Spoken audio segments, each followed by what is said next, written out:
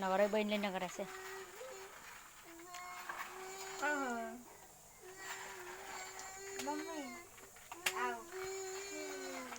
त्यहाँ गएर टङ्गिने भनेर कसले भन्ने हो लोटे भएपछि के हुन्छ के गर्यो होला उता बुन्न जाला चाहिँ ए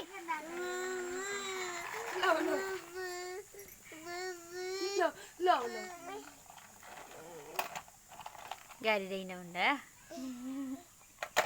के लाग्छ